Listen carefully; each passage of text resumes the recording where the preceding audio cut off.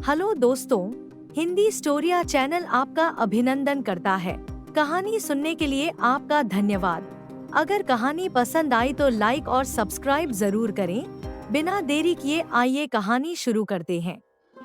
कई सालों पहले नदी के किनारे पर एक दियत्स नामक नगरी हुआ करती थी।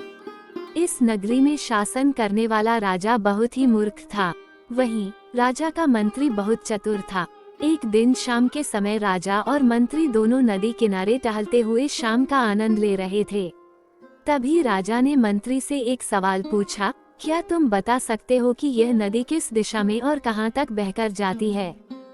मंत्री ने राजा को तुरंत जवाब देते हुए कहा कि यह नदी पूर्व की दिशा में बहती है और यह पूरब देश तक जाती है। इस पर राजा ने कहा कि वह नहीं चाहता कि हमारे देश का पानी पूरब के देशवासी इस्तेमाल करें। राजा ने मंत्री को नदी का पानी रोकने के लिए दीवार खड़ी करने का आदेश दिया। तभी मंत्री ने राजा से कहा कि ऐसा करने पर हमारा ही नुकसान होगा। राजा ने गुस्से में कहा कि पानी हमारा है और पूरब देश वाले मुफ्त में इसका इस्तेमाल कर रहे हैं और तुम बोल रहे हो कि हमारा नुकसान होगा। इसमें हमारा कुछ नुकसान नहीं होगा। तुम जल्दी से जल्दी नदी में दीवार बनवाने का काम शुरू कराओ। मंत्री राजा की आज्ञा का पालन करते हुए कारीगरों को बुलाता है और नदी के पास दीवार बनवाने का काम शुरू करवा देता है। नदी में दीवार बनाने का काम तेजी से चलने लगा और कुछ दिनों में दीवार बनकर तैयार हो गई। ये देखकर राजा बहुत प्रसन्न होते हैं, परंतु उनकी मूर्खता के कारण कुछ दिन बाद जब बारिश का मौसम दस्तक देता है तो नदी का पानी पूरे गांव में भरने लगता है। धीरे धीरे पानी लोगों के घरों में घुसना शुरू हो जाता है। इससे परेशान होकर सारे नगरवासी एकत्रित होकर मंत्री के पास आते हैं। मंत्री उन्हें आश्वासन देता है कि वह इस समस्या का हल ढूंढ निकालेगा।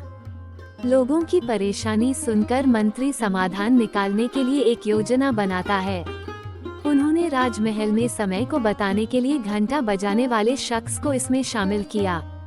वो समय के अनुसार घंटा बजाता था, जिससे लोगों को समय पता चलता था। मंत्री ने उसे कहा कि आज तुम प्रति घंटे की बजाय हर आधे घंटे में घंटा बजाना।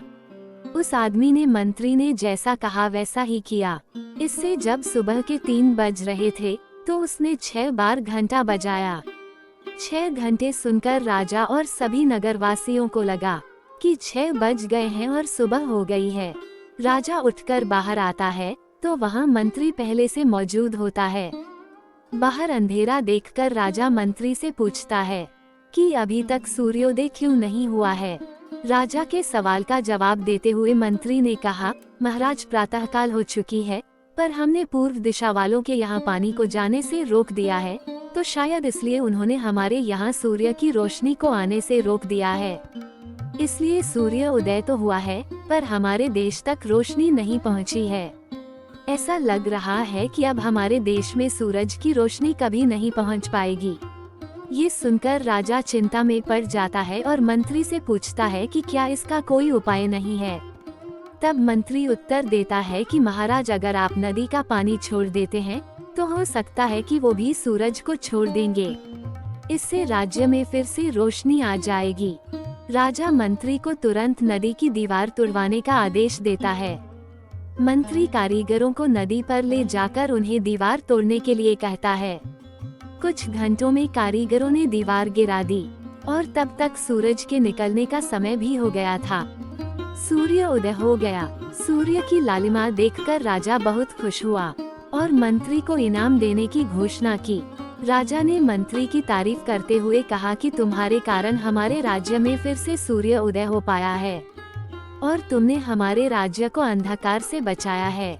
इसके बाद मंत्री कहता है कि महाराज, ये तो राज्य के लिए प्रति मेरा फर्ज था। कहानी से सीख, कभी भी दूसरों का बुरा नहीं करना चाहिए और न ही उनकी तरक्की देखकर उनसे जलन की भावना रखनी चाहिए।